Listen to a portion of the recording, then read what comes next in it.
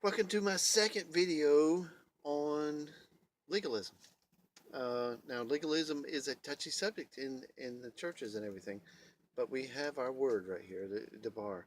Uh, it helps keeps us on the truth, and and that's one thing I do. Is I pray that only truth uh, leaves my lips, and as far as the teaching. But I wanted to talk about a little bit about legalism and give you a couple of facts that you should really think about when you think Yeshua or who you call Jesus came to undo. What for one thing was Yeshua legalistic, and he's in John 3. He said, "If you love me, you keep my commandments." Ooh, that sounds pretty legalistic. He said that.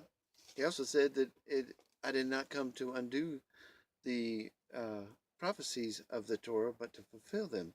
So I know it says different than that in the King James Version. So all you got to do is look up the original and find out what they translated it to, and you'll see, what it actually says. Uh, Again, is that being legalistic?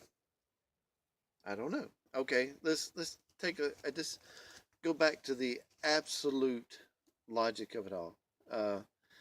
John John is my favorite chapter in the Bible. But he said, Yeshua was the Word made manifest. He is the Word of the Father made manifest. Okay, the New Testament wasn't written yet.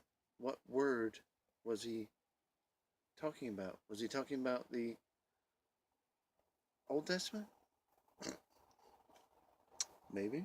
You know, everything that Yeshua ever quoted from, the honeybee come visit us, but everything Yeshua quoted from, he quoted from the Old Testament when he was 12 years old. You remember the story about how he had the advanced knowledge of the Torah?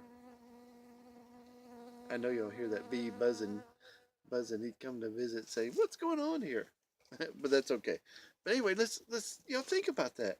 If Yeshua was the Word made manifest, what word was he? The Word of the Father, right? And what is the Word of the Father? It is the instructions, which happens to mean Torah, the first 5 books of the Bible. So, uh, Yeshua also said, "If you love me, you'll keep my commandments." Okay. Uh, is that being legalistic to go exactly by his words? And what about those pesky disciples? Why did they not get it? If he come to undo the law or undo the feast, the 7 feast, then why didn't they understand it? They kept keeping the 10 Commandments and they kept keeping the Sabbath. And they kept keeping the 7 feasts. Why didn't they understand when he was there? And we got to understand now, but they didn't then. I think somebody has things twisted around a little bit, and we know a little bit better.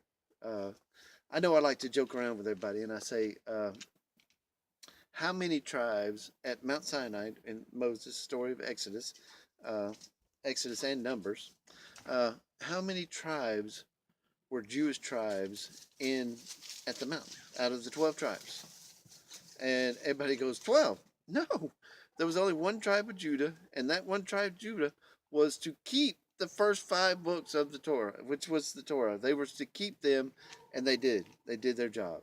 So, I mean, that was their assignment, to keep the tribe of Judah. The other 11 tribes are Israel, right? Everybody knows this.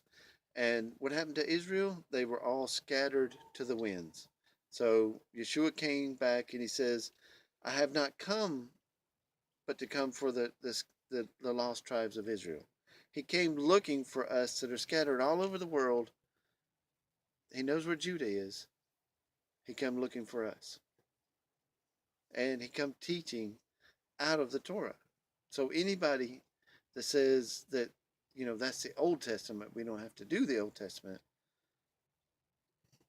well, But I'm not trying to be hard on anybody, because it also says that who teaches against the Ten Commandments will be least in the kingdom, and who be greatest in the kingdom is those who teach for the commandments.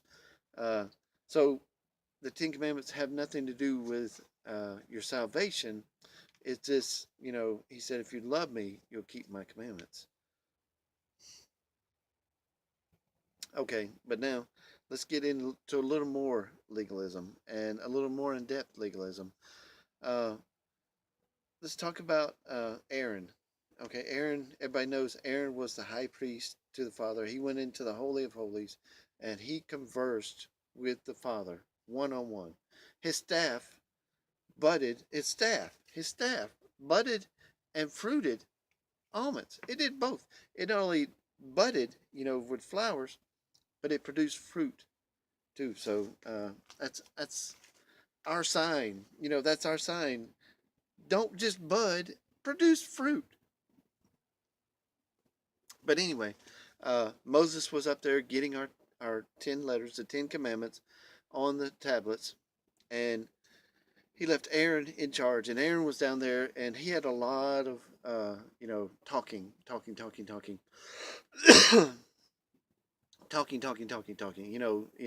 Let's do this, let's build a monument to our Adonai, the mighty one. They just saw him split the Red Sea. They just saw the 10 plagues. They saw that with their own eyes. They saw that, and they understood that he was the mighty one. And Aaron said, okay, I don't see the harm in it. He said, I don't see the harm in it. Break your captivity. The slaves had solid gold earrings in their ears that were actually forged in there so you couldn't take them off. So they knew you were a slave, when you were a slave. So they were forged. He said, break them off, rip them out, and we will build a monument to our Adonai. Adonai. Sorry, Adonai. But he didn't see the harm in it. And what happened? 3,000 people. When Moses begged for their lives, they made a mistake. He begged for their lives, but the Father said, "No, make an example of them." They ran and hide, and they drank the bitter water, and their legs swelled up so they could be identified. Those who bowed down to that false idol, and they were all killed. They were all killed. What was the harm in it, right? What's the harm in some of the stuff we do today? What's that our holidays that are celebrated today? What's the harm in that? I had a preacher tell me that. I don't want to say any names. What's the harm in Halloween? Aaron said it. What's the harm in this? They're seeking a sign. What's the harm in kneeling before a Christmas tree? What's the harm in it? I saw something the other day, and it really impressed me. Uh, it made my heart really pound good, because you're not, without being humble and going before the Father and say, look, I'm a sinner. I know I'm a sinner. Please help me so that I'm not a sinner. That's why he purifies and makes your robes white. That's why we go through tribulation.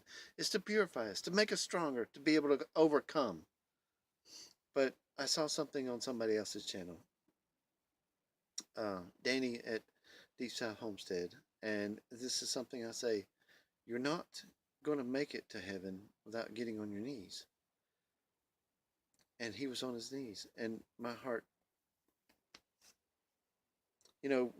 we're all on different levels. We're all on different study levels, and I'm not not sharing this with anybody, but to show that I love you.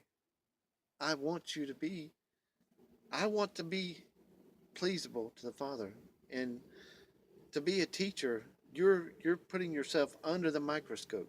I mean, you're putting yourself under the magnifying glass, and for the sun, it's like burn those sins out. But I'm overcoming my sins, and I'm dealing with them. I'm not perfect. I still deal with them. I still fight with them. I still fight with the enemy every day because I want to be on the good side. I don't want to be on the bad side. I want to work for the Father, not for the enemy.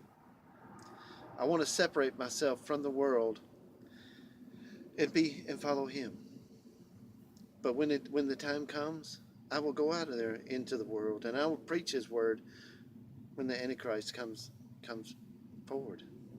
I mean, that's our job, to go out and preach the word. And if I don't know the real word, if I don't study, again, that's being legalistic, I guess. And if I don't study, then I won't know. So, guys, I hope I haven't scared too many people off. I mean, because I'm not trying to be legalistic. Well, I am trying to be legalistic. And I want to walk like Christ. He says to walk like me. And He was legalistic. He said, keep the laws. What did He tell uh, Zacharias when he was up in the tree? He said, Zacharias come down and says, how can I make it to the kingdom? And Yeshua said, keep the commandments. And Zacharias, I do that, I do that, I do that. But then what Yeshua say? Now sell everything you own and follow me. And he went away sad. He went away sad because he had possessions. He had something he cared more about than Yeshua. You can't do that. You have to be legalistic. You have to fight for the Father. You have to stand. You have to draw the line. This is who I am. This is who I don't want to be. So be legalistic. Search, seek the face of the Father. Find yourself worthy. Struggle to find yourself worthy. Get on your knees and repent. Every day, He said. All right, guys, I love you. Ahava means that I love you like a child, like the Father loves us. Later, guys. Next service is the reason I did this one the way it is. The next one will be on, we're starting the Hebrew alphabet, and we'll start off with Alph, and I'll slip in some teachings about different words and covenant and that kind of stuff. We'll slip them in and we'll discover the meanings of those as we're learning the alphabet. But this one I wanted to get past why we wanted to learn the alphabet, why we want to be legalistic, why we want to study, why we want to find ourselves worthy. All right, guys. Have a good one. Later, guys.